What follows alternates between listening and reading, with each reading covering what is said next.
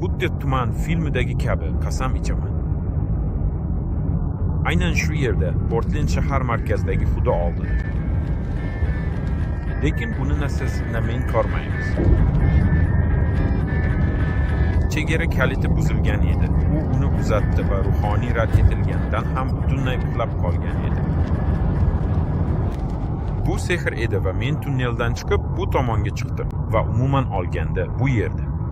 Bulut ham emas, tuman parchasi ham emas. Lekin bugun juda yaxshi sovuqlar bor. Ertalab tashqariga chiqdim, mashina muzlab qolgan edi. Aslida men uni chiqarish uchun uzoq vaqt sarfladim. Ko'rib turganingizdek oynalar isitilmaydi. Shuning uchun ular tabiiy ravishda ham eriydi. Umuman olganda qiz sezilmasdan o'tib ketdi. Aytgancha, bugun 1-dekabr. Men avvalgi videoni chiqardim va odatdagidek tomoshabinlarning munosabati juda qiziqarli bo'ldi. Ba'zi tomoshabinlar bu haqiqat ekanligini aytishdi. Amerikada biror narsa qilish uchun 24 soat 7 kun ishlash kerak. Agar siz Rossiyada ham shunday qattiq mehnat qilsangiz, u yerda hamma narsaga erishasiz. Haytib keling, Rossiya sizni kutmoqda. Xo'sh, u kutmoqda. Va aslida ularning ba'zilari aftidan Amerikada yetarlicha vaqt yashaganlardir. Ular shunday izohlar yozishni boshladilar. Qanday sohani tanladingiz? Amerika unday emas, Amerika, voy, juda ajoyib. Shuning uchun men aytaman, oltin rubi bilan oq uzmang, siz hamma uchun ham mos kelmaysiz. Baribir, har qanday holatda ham aytilganidek norozi odamlar topiladi, aziz tomoshabin. Menda shunday savol tugildi va asosan bu borada sen menga yordam bera olasan. Apartamentlar albatta ko'p narsa ko'rgan, ayniqsa mana shu plitalardagi notekisliklar bor joyda. Ular chetlarini sariq rangga bo'yashadi, to'siqqa qoqilib ketmaslik uchun. Va bugun menda shunday savol tugildi. Savol quyidagi xarakterga ega. Telegram chatida Rossiya Federatsiyasida yashovchi odamlardan biri biz, muhojirlarga, men u yerdagi yagona muhojir emasligim sababli bu savolni berdi. Hurmatli amerikaliklar, aslida. Albatta men mubolag'a qilyapman, lekin u savol berdi. Mana siz u yerda kimdir ma'lum miqdorda pul sarflagan, kimdir 20, kimdir 30, umuman olganda hammaning biror narsasi bor. Va shuning uchun u savol berdi. Qochib o'tishga sarflangan pul sizga umuman foyda keltirdimi? Aytgancha, bugun quyosh porlayapti va qarang, hatto kvartiralar ham juda yaxshi, lekin ular endi unchalik yomon ko'rinmaydi. Demak, ko'rib turibsiz-ku, axir. Yorug'lik quyosh, bulutlar va momaqaldiroq bulutlari kabi tabiiy lahzalardir. Bu videoni idrok etishga bevosita ta'sir qiladi. Mahalliy boshqaruv kompaniyasi juda yaxshi ish qiladi. Qarang, ular raqamlar o'rniga qog'oz osib qo'yishdi. Bu faqat u emas, hammaning qog'ozi. Xo'sh, bilganingdek, ko'pchilik yozadi. Sanya, sen hammasini noto'g'ri hisoblayapsan va noto'g'ri gapiryapsan. Lekin rostini aytish kerak, men biroz boshqacha qarayman. Ya'ni men kelajakda o'zim uchun qandaydir imkoniyatlarni izlayman yoki aslida yana qandaydir ma'naviy va hissiy jihatlarni o'z immigratsiyamni oqlash uchun ko'rsatishga harakat qilaman. Shuning uchun men obyektiv emasman va yanada obyektiv bo'lish uchun aytishadi-ku, buni jamoatchilik sudiga topshirmoqchiman. Tushunarli gap. Men sizlarga butunlay hamma raqamlarni aytmayman, lekin ba'zi raqamlarni aytaman. Ular asosan yetarlicha bo'ladi. Shunda tushunish mumkin, o'zini oqladimi yoki yo'qmi. Mana immigratsiya haqidagi fikrim. Keling, ushbu masaladagi, ushbu arifmetik tenglamadagi asosiy, xo'sh yoki asosiy savoldan boshlaylik. Pul qayerdan keladi, to'g'rimi? Pul bor. Birinchi savoldan boshlaylik. Pul qayerdan keladi? Hammasi juda oddiy. Men 2019-yilgi Optima avtomobilimni $1,900,000 sotdim. Hatto men sotib olganimdan ham qimmatroqqa. Uni 2019-yilda sotib olgan edim. Va pulning bir qismi tabiiyki yana kredit olishga ketdi. Xotinim uchun Cherry Tiggo 7 Pro Mach 4 va rusumli Xitoy mashinasini kreditga olish uchun. Chunki aytishadiki, oilani mashinasiz qoldirishni xohlamadim. Shuning uchun bir qismi yana shu $1,900,000 dan o'sha tomonga ketdi. Keyin biroz ko'proq ish qildim, albatta.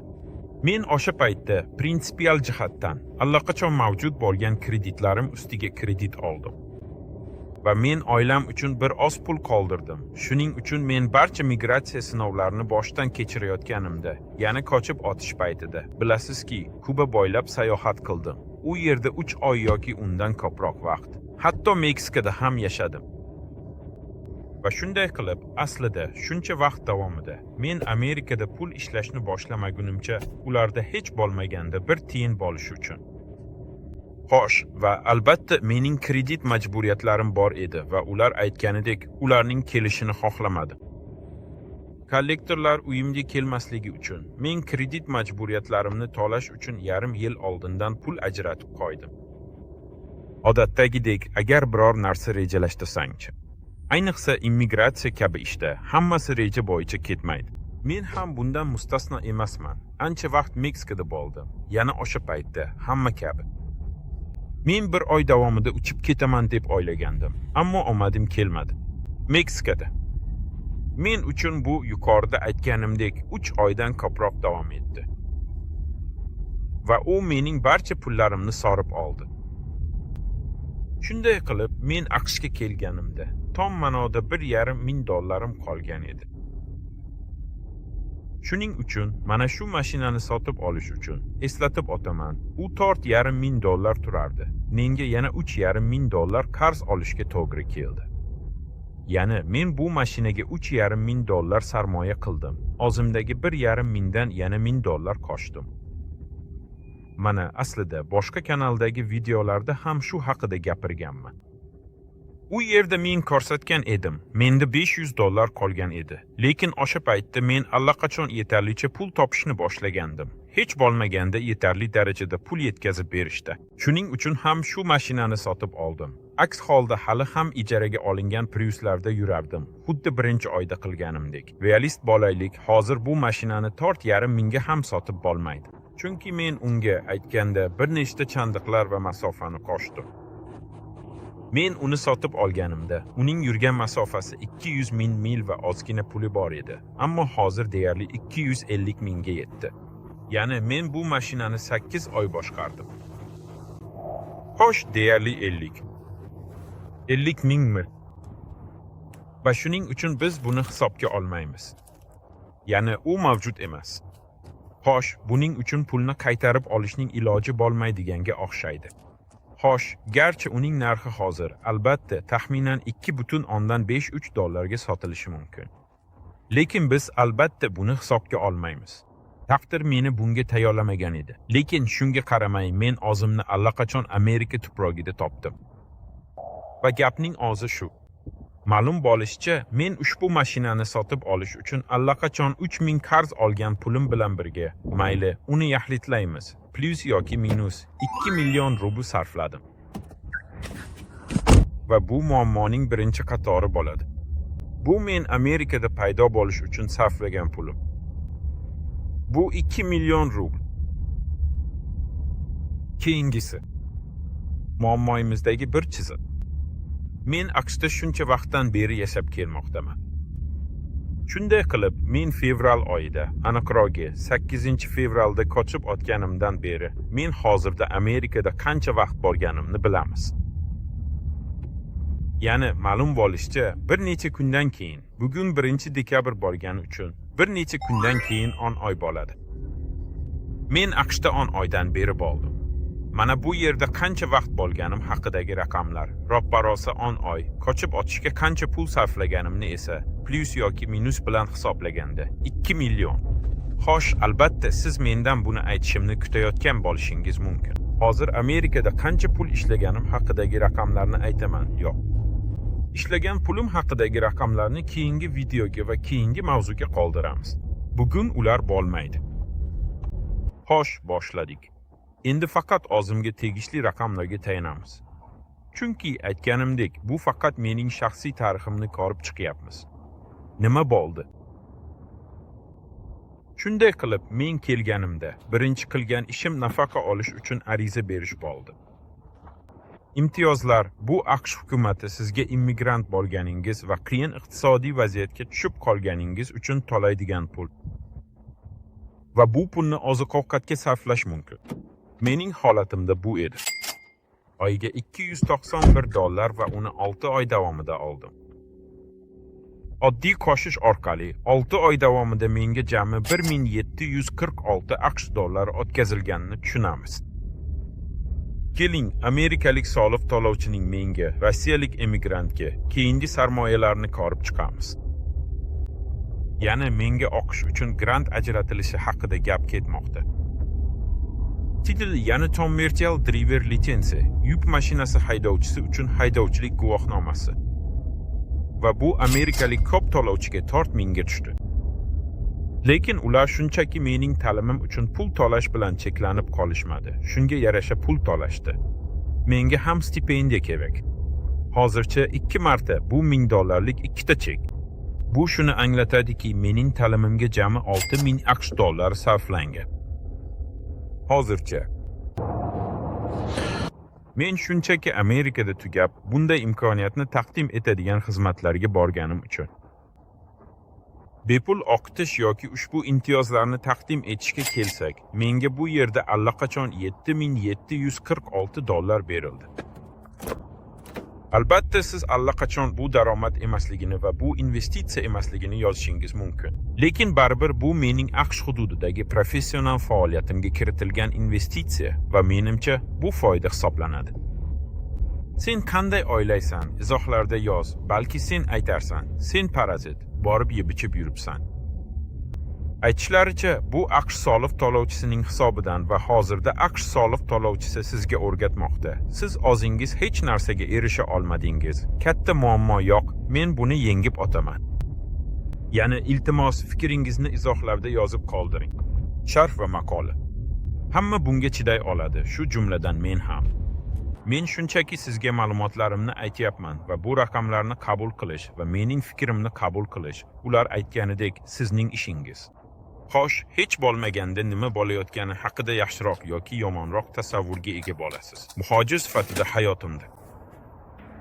Lekin takrorlayman, mening fikrimcha bu pul baribir ortiqcha bo'lib chiqdi. Aytgancha, men hali ham hammasini hayolimga keltira olmayapman. Butunlay begona bir mamlakatga keldim va tushunarli, hamma aytganidek, bu mamlakat sendan hamma narsangni olib qo'yadi. Ehtimol soliqlar, tibbiyot va boshqalar ham bo'ladi, lekin bu keyinroq bo'ladi. Yana hozir sen shunday bir holatda bo'lganingda, holat shundayki, senga yordam kerak bo'lsa, yordam berishadi va bu pulni shunchaki senga berishadi va aytishadi. Mana bu senga bizning mamlakatimizga kelganing va shunaqa chiroyli kozlaring borligi uchun. Doim hayron qoldiradi mana shunaqa voqealar, masalan, yetkazib beruvchilarga chiplar yoki yana nimadir qoldirishadi. Va men aytaman, mana shu yerda bo'lganing uchun shunchaki shu pulni olasan. Va bu pulni qayerdan topdingiz? Xo'sh, deyarli bir xil. Siz shayton bilan amalda shartnoma imzolaganingiz, hayotingizni xavf ostiga qo'yganingiz va boshqa odamlarni oldirganingiz uchun olgan narsangizni olasiz. Bu yerda asosiy xarajatlarimni qoplash uchun men ham shunday deb o'ylayman. Buni hisobga olishning ma'nosi yo'q. Xo'sh, men yasayman va yasayman. Yaxshi va yaxshi.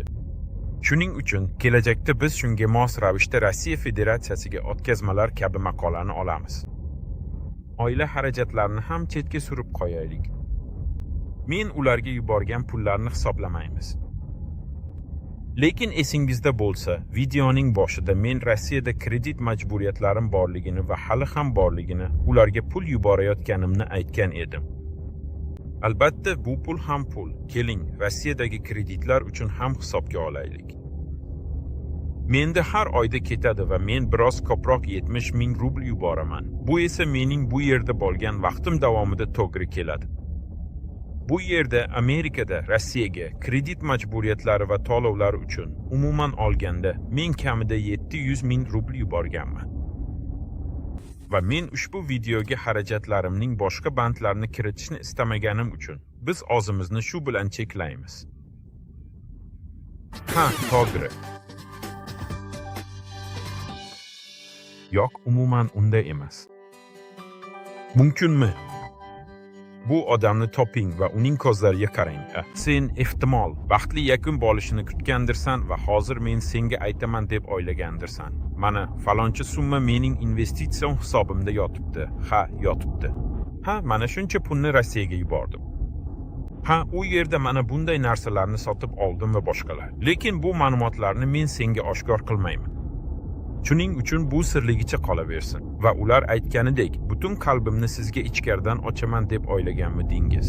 Yo'q, albatta yo'q. Shuning uchun buni hisobga oling. AQShga sayohat hali ham men uchun og'zini oqlamadi va oqlanmadi.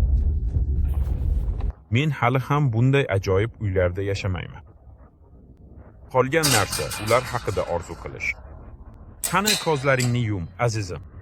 Hali ham eski, sinat zanglagan yapon mashinamda amerikalik janoblarga posilkalarni tashib yuraman. Shuning uchun o'zingizga illyuziya qurmay qo'ying. AQShda kuryer bo'lib ishlasangiz, mana shu uylarda yashay olmaysiz. Kuryer bo'lib ishlasangiz, hatto mana bu garajlar kabi uylarga ham ipoteka ola olmaysiz. Ko'pgina blogerlar aytadigan bu tushunarsiz va ajoyib narsalar bilan o'zingizni boqmang. Men kuryer bo'lib ishlayman va hamma narsaga qodirman. Bu bema'nilik. Kuryer sifatida ishlash sizning yashash xarajatlaringizni qoplaydi va sizga ozgina pulni ajratib qo'yish imkonini beradi. Lekin kuryer sifatida kech qolishga arzimaydi. Garchi bu yerdagi rus tilida so'zlashuvchi odamlarimizning aksariyati aynan shunday yashaydi. Kuryer bo'lib ishlaydi va ingliz tilini o'rganmaydi.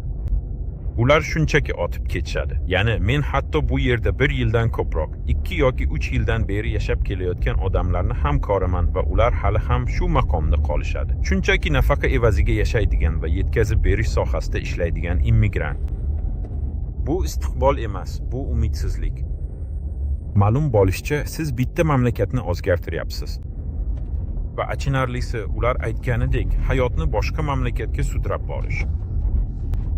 Va bu sizning hayotingizni yaxshilamaydi. Ha, ba'zi jihatlardan hayot sifatingiz yaxshilanadi. Albatta, Amerikada ko'p jihatdan aytmoqchi, ba'zani qoplash orqali, lekin siz yaxshi yashamaysiz. Va shuning uchun men aytamanki, bu Amerika orzusiga, ya'ni Amerikada kuryer bo'lib ishlashga hech qachon erisha olmaysiz. Bu yerda yashash qulayroq ekanligi. Agar siz oddiy ishchi, masalan, kuryer yoki yetkazib beruvchi bo'lib ishlasangiz ham va o'z uyingiz bo'lmasa ham, bu fakt, bu shunchaki shubhasiz fakt. Xo'sh, o'zingizni yuving. Kim menga izohlarda yozsa ham, bu yerda siz yaxshiroq ovqatlanasiz va bosh vaqtingizni, shu jumladan yaxshiroq vaqtni, shunchaki oddiy ishchi bo'lib ishlaysiz. Bu haqiqat, shubhasiz haqiqat va bunga yaxshi sabab bor. AQSh iqtisodiyoti dunyodagi birinchi iqtisodiyotlardan biridir.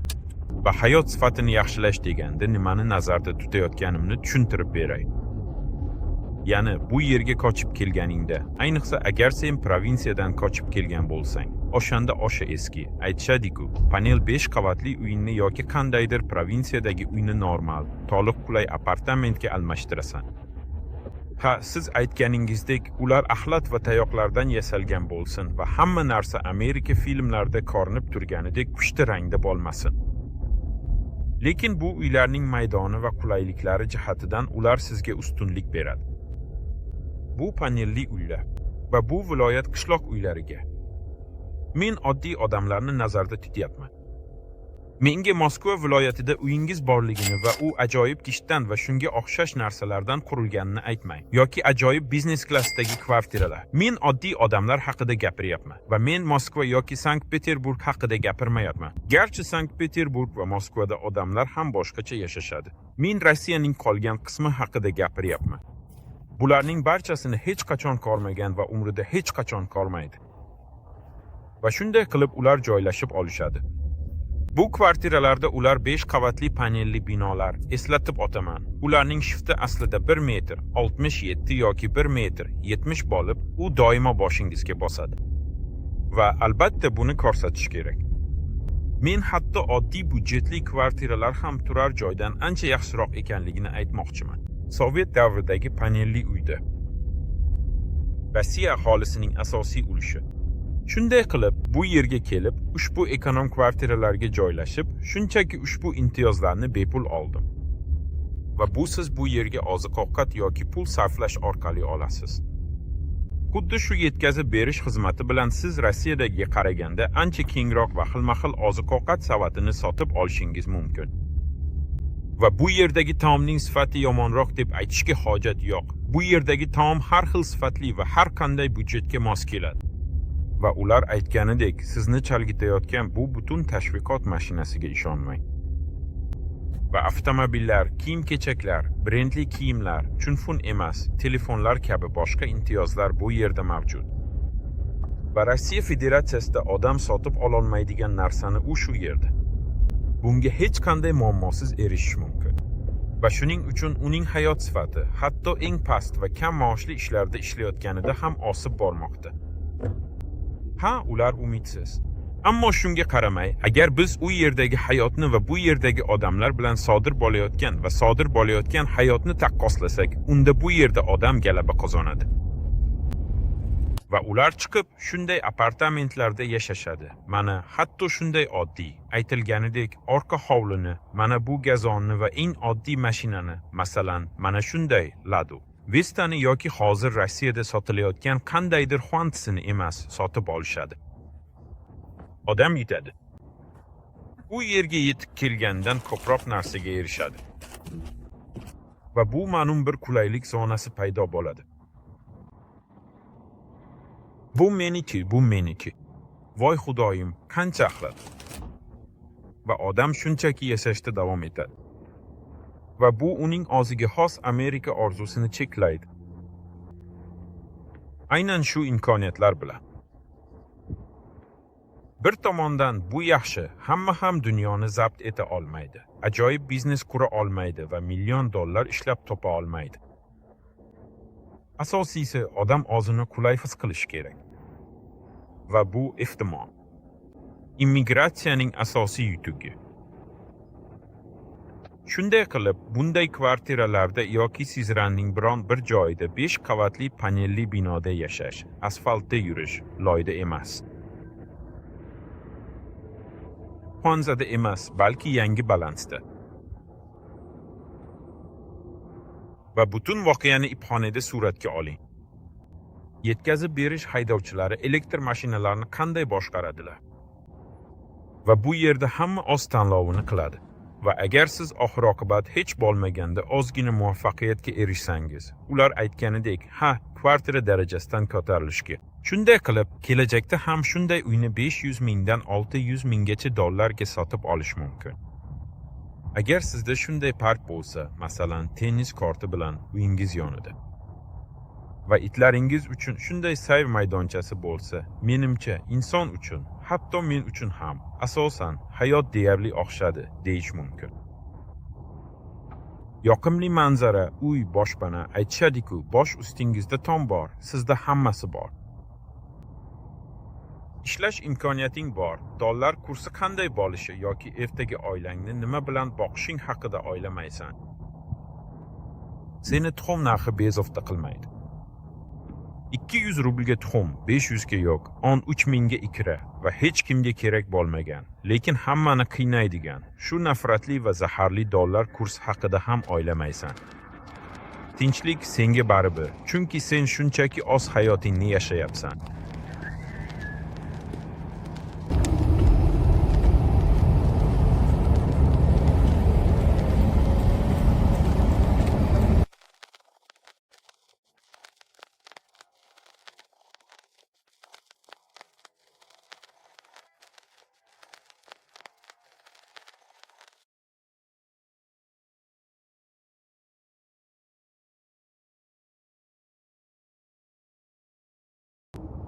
Aytgancha, men bugun bir mahallaga tashrif buyurdim. Men u yerda ilgari hech qachon bo'lmaganman.